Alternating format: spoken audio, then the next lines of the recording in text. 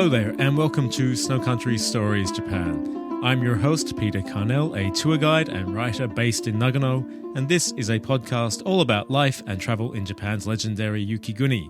Today we're diving back into Japan's ski and snowboard culture by heading to Aizu in Fukushima Prefecture to speak with Ishiuchi Kei about Japan's newest ski resort, Hoshino Resort's Nekoma Mountain. Having just opened, Nekoma Mountain consists of two older resorts that have now been connected, making it one of the largest ski resorts in all of Japan. The resort includes north and south-facing areas on Mount Nekomodake, with terrain suited to all levels and a huge amount of side and backcountry available.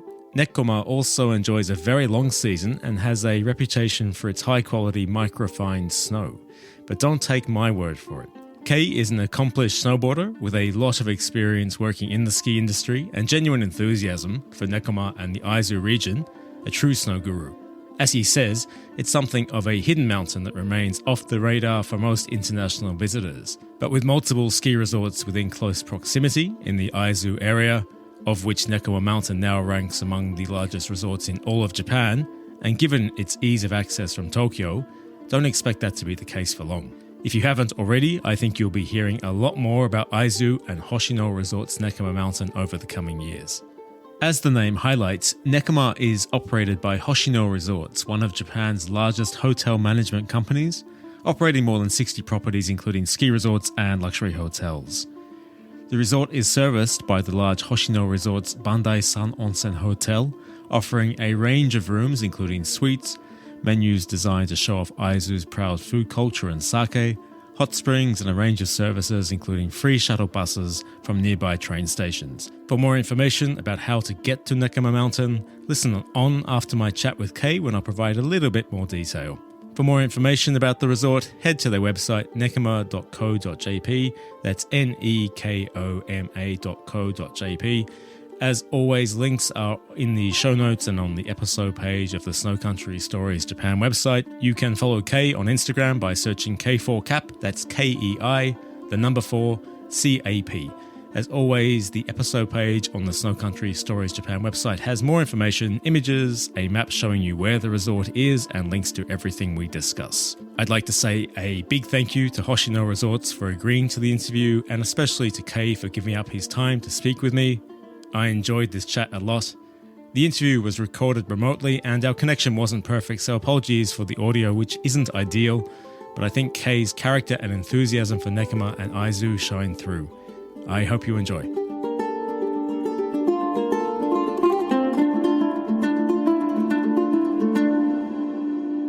My guest on the podcast today is Ishiuchi Kei, a self-confessed snow guru and part-time snowboard coach and guide. And we're here today to talk about Japan's newest ski resort and one of its biggest ski resorts, Nekoma Mountain. But to begin, Kei, how are you doing today? Hey, how are you, Peter? I'm fine. And thank you very much for having me. I'm so excited that the podcasting. That's what I think that's the first experience for me. So yeah, so exciting. Thank you. Cheers, mate. How's the snow up there? Is it already good? Oh yeah, fortunately it's not. The Nekoma has a lot of snow right now, and its temperature is always super cold. And the outside, that means that now the south face is a little bit in the sunny day. That's that is kind of like a spring snow.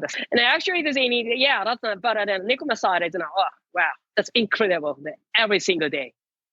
Mate, I love it. I love the enthusiasm. So obviously we're here to talk about Nekoma, but before we do, can you tell me a bit about yourself? Originally, where are you from and how did you end up in Aizu? I'm originally it's born in the Chiba Prefecture near the Narita Airport. And right now I live in the Chiba, but in the ocean side. It's because of the surfing lot. So I love surfing. I worked at the Hoshino Resort in 2004 to 2017. So as the general manager ski resort and also the director of marketing or director of in mountain school or something like that. And yeah, I do know that it's kind of like a very, very professional for the operating ski area. I have been snowboarding maybe 30 years. Right now that I'm 48 years old, and it's too old to jump. So right now that I just focus on any the powder or something the free riding or the carving and whatever. But I always using swing tip. It's not powder board. Always use the swing tip. So that's I always focus on the freestyle. Yeah. So anyway. Seriously, I'm not living at the ice right now, but I'm living at in the eyes of for over the 40, 15 years. So Right. it's kind of like a local boy. Yeah, now I did my research on you before I started speaking today. I read that you have, as you said, you've been snowboarding for around 30 years and basically you've snowboarded all continents other than Antarctica. So talk to me about that. Obviously, It's a big question. So from all your experience snowboarding around the world, which areas have stood out for you? What have been the best experiences you've had? That's a good question, Peter. Definitely the Jackson Hole, Wyoming is my best, the mountain. But I love the ice region and I love the Japan. Lots of ski resort and lots of the mountain. And there are lots of the opportunity to find out the good powder as well. So I think that right now, Japan is the best in the world. But maybe 20 years ago, I love that. I love the Jackson Hole because I was living at the Jackson Hole from 2002 to 2002. So that's Jackson Hole is my second home. And but right now, that's I think the best. Well, I agree because one of the things I think is fantastic about Japan is constantly discovering all these new ski resorts that you may not have heard of. I mean, there's just so many around, and Nekoma Mountain in Aizu is one of those. I think for many listeners, it's maybe their first time hearing about this ski resort. So just to help them get their bearings, Kay, can you tell me where is Aizu in kind of relation to Tokyo? Where is it? Yeah, actually, Aizu is located just very close, 2.5 hours by the bullet train, the local train from that station, and takes about only 4 hours by car. That means that only the 300 kilo. It's kind of like it's a very secret mountain because it's so many that international traveler that focus on Hakuba or Nozawa or for sure the Hokkaido. But Aizu is it's kind of the last frontier, but it's very close from Tokyo. Yeah, we have 13 to 14 ski resorts right now in the same region. Yeah. So but the region's name is Fukushima Prefecture. Yep. I think it's one of the most famous prefectures name in the world. Why do you say that? Right? Yeah. That's okay. So 20, 13 years ago, so very big now. The earthquake hit. Yeah. And in 2011, it's the March 11th. So that is it's kind of a judgment day. It's a very huge problem as a nuclear power plant. And after that, it's very, very struggle to promote to the international travel and the Fukushima region. So that's really, really tough. Before that earthquake, so many Japanese people that came to the Fukushima region as well. But after that is the 50% down. So that's the Fukushima prefecture decide to promote to their international travel a lot. But that's not ever feeling like a fear to the travel to Fukushima after the disaster of the nuclear power plant. So we should be changing the name from the Fukushima to the Aizu. Absolutely. That is a branding name that's changing. Yeah. So we just say that's Aizu Ski Japan, that's Aizu region or something like that. That's also important to say that the nuclear power plant is on the coast, whereas Aizu is very much inland, almost Niigata Prefecture. So it's actually quite a long way from where the real trouble that's is. Exactly. That's actually 100 miles. That's from the nuclear plant, and actually it's 160 kilo. And also that's nothing problem. And very, very, very. It's the safety for that in the eating food and the drinking water. And also that I'm still alive. It's a nothing problem, right, man? Yeah, you're very much alive, mate. So actually, on that note, you just mentioned, Kay, that there are 14 ski resorts in the area. How would you compare them? Because I think a lot of listeners are going to, they're obviously going to want to know how do they compare to the resorts of Nagano and Hokkaido? Usually, doesn't everybody doesn't know. Okay, let's go to the skiing, snowboarding in Japan. That's just Hakuba, Nagano, or any Hokkaido. But it's not right now. It's so many people in the Niseko and so many people in the Hakuba, so many people in Nozawa. Yeah, for sure. And but in other region that has 14 ski resort and 16, 17, that's actually it's from a very small to the mountain, very small mountain to the big mountain, huge mountain right now.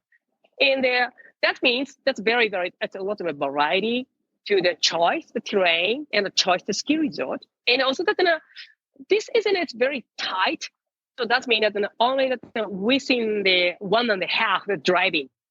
So that is a 14 ski resort within the 1.5. That is I think the totally different is in Hokkaido. The totally different is the Hakuba. Yeah, for sure. And Nekoma Mountain has just opened. It's a combination of two separate resorts, two previous resorts, Alps Bandai and Nekoma Snow Park, that have now been connected to be one ski resort and operate as Nekoma Mountain. Can you tell me a bit about the history of those resorts and how did Nekoma Mountain come into existence? The winery is connected. Winery. There actually in the first planning was in the 2004. It's actually 20 years ago, and that's out Bandai. That's the south faces, and the Nekoma it's located in the north faces. That's very easy to connect it by the lift cherry. Just only that's an 800 meter, but it's very difficult to develop because the resort is located in the east side of a national park and the national forest. Right. That means it's very, very tough negotiating with the government or any property management or something like that. It's very tough negotiation.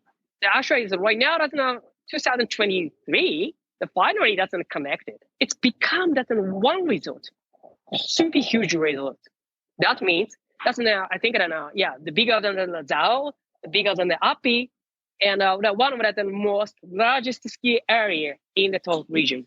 Yeah, I was impressed to read that. And so actually, this is a good chance to jump into some of the stats. So what I've read, and tell me if I'm correct, is Nekoma Mountain has around 33 courses serviced by 13 lifts, and totals around, I think, on-piste, 189 hectares, which makes it a similar size to Goryu and Hakuba 47, the two connected resorts. It sits between 1,338 meters to 700 meters, so 668 meters of vertical, and split into two areas, Bandai and Ura Bandai. But I've also read that the resort is around 993 hectares in size, which is huge for Japanese standards. So I assume that there's a lot of backcountry available at Nekoma? Yeah, for sure. That's actually it's in the national forest and on the national park. It's 100% allowed to the ski and snowboarding for the backcountry. It's the Japanese law. I don't know why that's some ski resorts shut down the boundary. It's the between inside and ski area and out of boundary. But in the Nekoma, that's very easy to access to the backcountry area, and also that the very huge walls, and also it's a good powder as well. And unfortunately, that is not big the vertical drop, but it's usually that is less people. That means they're not busy, so that means they're always fresh. It's like a subway. Oh man, fantastic. And so in terms of the backcountry there, I mean, you really need to be an advanced skier and snowboarder to enjoy it, or it's suitable for intermediate? Like, what would you say about that? This backcountry isn't very easy, but unfortunately, we do have the local guide. So that's especially the English speaker. For the Japanese speaker, that is okay. But an English speaker, we do have it's a guy who is speaking English. So, but so I don't know. That's one is the best. I don't know. But then actually, so we should please it's to make sure that the location at the maps. It's to make sure that the maps, and it's very easy to the terrain. I think it's not serious backcountry. It's kind of like a side country, and also that the 20 minutes and walking to from the top of cherries and but before that. So please make sure to fill out so that you need how do I say it in English? I don't know. It's a Nyuzan Kyokasho. Like I don't know. Registration before you go out on. Oh yeah, the gates? That's right. Right. Yeah, that's right. And the posted to that it's the ticket windows. Yep. This is a very important things, and also that always the cell phone is on. Yep. Yeah, important advice. And I was reading, so the resort is split into the two areas of Bandai and Ura Bandai. Can you just explain, is there a big difference between the two areas of the ski resort? Is one bigger than the other? And what's the kind of, what's the positives of each? Yeah, and as you know, that the Alps Bandai it's like south faces. That means it's pretty wide open, good for that beginner to the intermediate. And in the backside, the backboard is there. The Nekoma side, it has a more expert and more steeper, and also that good tree riding as well. And also that I needed a good powder every single day. So across the two sections, you've got terrain that suits everybody from newbies to advanced. Like there's plenty to do. Yeah, for sure. It's possible that to put it on everyone, that every skill, every ability. That's is very enjoyed that night. Yeah, but in the outside, it's now the south faces, but it's a couple of the great the terrain park. It's the and also the for the intermediate and the beginner as well. That is not expert, not serious the big jumper. That is it's very small. The future as well, and it's kind of like a very transition park. That's any surfy style and awesome. A little bit jumping, and I think that's every skier that's it's really enjoy that very well as well. You paint an attractive picture. It's very tempting. And talk to me about the season. So when is Nekoma's season from and until, and when's the best time to visit? Yeah, right now it's already in Nekoma. It's kind of like a fully open, and usually that's the first week of December to the first week of May. That means 6 months. And outside it's usually they open from the first week of December to the end of March because that's the south faces. And but usually in January and February that's I think the best season because the temperature is always below 0 degrees. That means it's always fresh and a lot of snowing every single day. And and from the second week of January to the end of February, it's best timing to come to that and visit to that Alps and Nekoma. What's the snow like in comparison to Nagano and Niigata and Hokkaido in terms of the total snow amount and how dry it is? How would you rate it? Yeah, usually there's any of Nekoma and the Alps is located in just a little bit inside. That inland, that's it's pretty far away from the Japanese Sea. That is the North Pacific Ocean, the opposite side. And usually that's it's very cold. The wind it coming from the Siberia, and also that in the first snow dumping, it's near the ocean side, the coastline. But this isn't very heavy, and after that, it's very graduated. That's drier and drier. Yep. So that's inland it's much drier. That means that in Hakuba it's located and it's more closer to the Japanese Sea. That's in the ocean. That means that's more the moisture and a lot of snow for sure. But it's moisture. That moisture means it's the heavy snow. And it's out in the Nekoma, it has the very, very. It's kind of like a very super light powder. So which is we call that the microfine snow. So it's super cold. It's a similar effect to Shigakogen. So Shigakogen is that's right. further from the coast than Hakuba and Myoko and Nozawa. So it doesn't get quite as much snow. But because, the weather is moving across the ocean and comes across inland, it loses the moisture, so it's drier. And Nekoma isn't as high as Shiga, but it sounds like the temperatures there are nice and cold, which must keep the snow in good condition for quite a long season. Yeah, that's right. That's correct. Definitely, actually, it's, the Nekoma side is it's super cold and every single day. I mean, that's I think it's -10, -12. That's very usual, and it's they're not high elevation, but it's I don't know why because maybe it's not surrounded in it's the big mountain. Yeah. And in the Nekoma, they're located in Nekoma. That means it's very it's. I don't know. How do I say it in English? I don't know. Keeping it in a very cold air. Yep. At the bottom. So that's the reason why the Nekoma is always the cold. Yeah. Similar effect to Togashi here in Nagano, which is just behind where I live. That's right. Yeah, Togashi's not that high, but it's exceptionally cold. They're similar kind of temperatures, similar kind of effect. Yeah, I think so. Yep. That's great to hear. So you really do say that quite seriously. So the resorts of Aizu and particularly Nekoma Mountain, you kind of rate it in comparison to Nagano, Hokkaido, just as good. You're going to have just as good an experience coming there.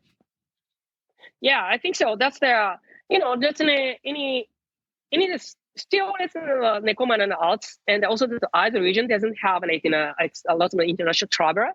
That means that if we want to find out it in a good new location or any explorer that's in a brand new location, that's I think the best option.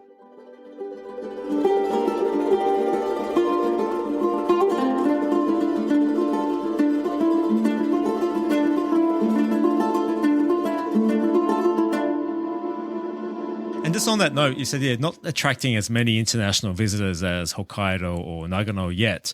So in terms of services for English speakers, does Nekoma Mountain have, for example, English ski and snowboard school rental, all these kind of things? Yeah, from in this year, there's actually a couple of our instructors who speaking at the English as well, and but for sure that's not in Niseko, not in Hakuba. So that's it's not so many English speaker around there. That means it's maybe that that's more that I think it's a fantastic experience, traditional, super great culture, and that cannot speak it in English. Everybody cannot speak in English. It's kind of like it's really countryside still. Oh yeah, that is maybe that's so exciting thing. Yeah, I totally agree with you because I think some of the best ski and snowboard experiences in Japan are going really local. And we, as a foreigner myself, often I go to these little places and I'm the only foreigner there. But usually to get that, you've got to go very small ski resorts. The real attraction of Nekoma Mountain, it's a very big resort but still has that experience available to international visitors. So yeah, really attractive. In terms of accommodation, Kay, what's available there? And do you guys have many things like hot springs? The big question. So actually, it's the Bandai Onsen Hotel. It's by the Hoshino Resort. It's located in the slope side at the Alps Bandai. Few steps. That's from the room to it's a chair the station. They have that. It's a great hot springs as well. And so they have started in it at the check-in time from the checkout time until the 2 p.m. That is it's a good service, right? Mm-hmm. That's usually in Japan doesn't checkout time at 10 or 11 a.m. 10 o'clock usually. So that's but 2 p.m. So that's actually that means that everybody's shredding a skiing in the morning, and shredding a good powder in the morning. And then back to the hotel, and taking a hot tub, it's an onsen, and just a little bit relax. Then the packing, and then back to the home. That is, I think it's one of the great service, I think. And outside of the main hotel, are there ski lodges, self-contained accommodation, other things like that? It's there. That means I think it's maybe a 10. It's very small on a B&B, with a bed and breakfast as well. But I think everybody should be just staying in the Bandai Onsen Hotel. It's a little bit expensive, but I think that's a great service for you guys. Yeah, no, I agree. And you mentioned it's operated by Hoshino Resorts. Again, for a lot of international visitors, they might not know of Hoshino Resorts, but obviously through your connection, previously working with them, can you give a little bit of information about who are they? Oh yeah, Hoshino Resort is one of the largest hotel operation company in Japan. Mm-hmm. That's right now. I think that's over 40 to 50 the hotels maybe, and also that Alps Bandai at Nekoma, and also the Tomamu in Hokkaido. Yeah. And some skis in the Gunma as well. That these guys it's always focus on it. It's very comfortable skiing, snowboarding. Yeah, so high-end hotel group operating a few ski resorts. As you just mentioned, Kay, they operate Tomamu in Hokkaido that plenty of listeners will be familiar with. So if you've been to Tomamu and you've had a good time, you can be pretty assured you can have a very similar experience, hopefully better experience, at Nekoma Mountain. Better. Okay, corrected myself in real time. Hey, so I know we've obviously just coming out of COVID, and this is the first season that the Nekoma Mountain is in operation. But prior to COVID, in the Aizu area, the international visitors that were coming up there, which countries were they mainly coming from? Okay, so now before the pandemic, that's actually in Australia, the people that's they're one of the largest group. I mean that they needed them actually 6,000, 7,000 night It's a during the January, the February, and coming from Australia. But right now, it's going to be a little bit changes. It's the mainly that's from the Taiwan, and also the Thailand as well. But for sure, that's still it's the Australian people that's coming to here. But it's very it's low. I mean that they need still 90. Yeah, it's 80 to 90% it's from the Japanese, that's a domestic market. You got to get some Australians up there to keep the ski patrol busy. They need somebody to chase, so you got to make sure you keep bringing some Aussies up there. And I'm actually I've never been to Aizu, and it's top of my list to get to. But my understanding, Kay, is that the area Aizu outside of the skiing actually has lots of other attractions that people might be interested in visiting, a lot of cultural attractions as well. So is there anything in that area that you'd recommend people combine with their visit if they come up? Yeah. So that's Wakamatsu City. That takes about only 30 minutes from the Bandai. It's very, very beautiful. The castle. It's kind of like the samurai, the culture as well. Everyone should be staying at the Aizu Wakamatsu and check it out. You need that very, very historical that's building. And the historical the place, and touching that in the samurai culture as well. It's the famous ramen as well. Which name is a Kitakata ramen. It's not strong flavor. It's like a traditional classical. It's ramen, but it's tasting so nice. So good. What kind of flavor is it? What's the taste? Usually the shoyu. That's the soy sauce. The basis. It's very clear the soup as well.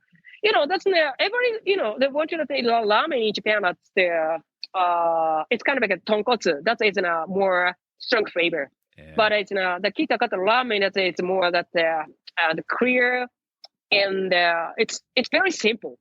It's very simple, but the taste is it's so deep. Yeah, man, you're ticking all the right boxes. We're talking about you've got one of Japan's newest and biggest ski resorts, lots of great powder bowls. It's not crowded. You've got the hot springs. You've got the fantastic ramen. I mean, it ticks all the boxes. Yeah, that's right. And in terms of getting to Nekoma Mountain, you mentioned that obviously you can come from using the Shinkansen from Tokyo. Yeah, that's right. Yeah, that's right. And also you need to transfer to the local train in the aquarium station in the local train. That's only 45 minutes from the aquarium station to the Bandai Machi. Okay. And then the free shuttle bus to the out Bandai. And also unfortunately it's a little bit difficult to get there to the Nekoma side. I think that you should be hire the car at the station and drive up to the mountain. It's much easier. All the length here, that's kind of like the 4-wheel drive and the snow tire. It's very safe to drive. And also that that's for the Aussie and the Kiwi. That's very easy, right? That's it's a direction is the same. Yeah, fantastic. Because and you say, just to be clear there, so you're saying you jump on the Tohoku Shinkansen from Tokyo to Koriyama, and then the local train's going to take you another 40 minutes or so onto the station where shuttle buses operate. Or other option is get yourself up there and then rent a car, which is a great option given how many ski resorts are in the area, and you can just move yourself around. What about in terms of buses, shuttle buses from Tokyo or the airports? Do they exist? Oh, yeah, that's right. Before the pandemic, we have the one shuttle bus from the Haneda airport to the Bandai area. But right now, that's not just the postpone. It's it's the operating. But from Tokyo station to the Bandai area, we have the available, but just one the shuttle bus. I got it. Per day. I'll make sure to put that information on the episode page for today's interview. Kay, man, you've run me through it all, everything I need to know, which has been great. If people are looking to get in contact with you directly in terms of tours and snowboard instruction when they're in Nekoma Mountain and Aizu, how can they go about doing that? How can they get in contact with you? I have it on Instagram right now. That's a direct message is much better. Oh, okay. And it's my Instagram is a KEI and 4. It's the 4, number 4. Mm-hmm. And also the CAP, K4 cap. K4 cap. K4 cap. There's a cap is in it's my nickname. It's a K, that's the real name. And KEI 4 CAP. And please give me if you have any question or request for me, that's do not hesitate to ask me, and give me that in a direct message. Awesome, mate. You've really sold me. Well, you've sold me on it. So I'm sure plenty of people listening are just as convinced. And before we sign off for today, anything else you wanted to say about the area, about the ski resort, or why people should come there rather than go to, again, Nagano or Hokkaido? Okay, so I want to say that just I went to it's the Hokkaido and the Niseko in the Lusuten last couple of days ago, and it's kind of like it's the little American, little Australia, little China. That's even it's kind of like it's chaos. Yeah. Right. That's so many people that it's so many people that it's going to the Niseko, the Hakuba. Yeah. So if we want to find out it's a good location, it's kind of a very solitude. And also that it's keeping that keep touching a great culture, the Japanese culture. Yeah, I think the ice, eats, and also the Alps and Nekoma are its best option. Oh, fantastic! I mean, it's the heart of the snow country. I said Tohoku is a really up and coming region, I think, for international visitors. Japan, as you mentioned, it's kind of the last frontier, as you say. Really well said, I think, for ski resorts in Japan. And this is a really prime time to come because who knows, maybe in 10 years we're talking and it's just as popular as everywhere else. So these are the seasons to be getting up there to enjoy it before everybody else comes and discovers it. So, okay. I said, you've convinced me to come up and have a look. I was already planning to come anyway at some point. And hopefully everybody listening to this today will do the same. I want to say a very big thank you, mate, for your time. I appreciate you taking the time to speak with me, and all the best with the season to come. All right. Thank you very much for that, everyone. Thank you very much, Peter. And everybody should be to go up to the mountain. Cheers, mate. Stay safe. That's it for today's episode. Another big thank you to Kei and Hoshino Resorts for speaking with me and for providing the images and videos used for today's episode. For more information about the resort, head to their website nekoma.co.jp. That's nekoma.co.jp. Full details are there, including reservations for Hoshino Resorts Bandai-san Onsen Hotel. You can follow Kei on Instagram by searching K4CAP. That's KEI, the number 4, CAP. As Kei explained, despite its appeal as something of a hidden mountain, Nekoma is actually easy to get to from Tokyo. To do so, take the Tohoku Shinkansen, that's the bullet train, from Tokyo Station to Koriyama Station, using either the Yamabiko or Nasuno services, a journey of around 80 minutes. Buses depart from Koriyama Station at 8:15 in the morning and 3:30 in the afternoon, taking around 90 minutes. Alternatively, once at Koriyama Station, take a rapid service on the Ban Etsusai line for Aizu Wakamatsu and disembark at Bandai Machi Station, a journey of only around 50 minutes. Buses operate from Bandai Machi Station to the resort another 15 to 20 minutes. Advanced bookings are needed for buses operating from both Koriyama and Bandai Machi stations. See the resort website for details. In winter, express buses also operate from Haneda Airport in Tokyo. Driving yourself is another good option, something you can do upon arrival at Koriyama Station. As is typical for rental outlets in the snow country, cars will be four-wheel drive and fitted with winter tires. If you can't read Japanese, make sure to ask for the navigation to be switched to English, if possible. And best to carry a phone with Wi-Fi connection. In case you have any troubles with that, you can always use your phone for directions. Japanese roads are well maintained and other drivers are typically courteous. It's a great option if wanting to combine your visit to Nekoma Mountain with the nearby resorts of Aizu. Nekoma Mountain is only 30 minutes drive from central Aizu Wakamatsu. The area is known for its proud samurai heritage, including beautifully preserved historic sites, including Suruga Castle, Uchijuku, a former post town along the Aizu Nishikaido route, samurai residences, Higashiyama Onsen, gardens, temples, and more. Make sure to check out the episode page on the Snow Country Stories Japan website for links. That website is snowcountrystories.com, and of course you can follow the pod on Instagram, Facebook, and X by searching Snow Country Stories Japan. I'd like to end each episode by saying thank you to everyone who is listening. I hope you're enjoying, and if you are, Please make sure to subscribe to, review, and recommend the pod. Sharing it with friends and family on social media or any related online forums is always a huge help. My name is Peter Carnell. This has been Snow Country Stories Japan. I'll be back with the next episode in a couple of weeks' time. Until then, it's bye for now.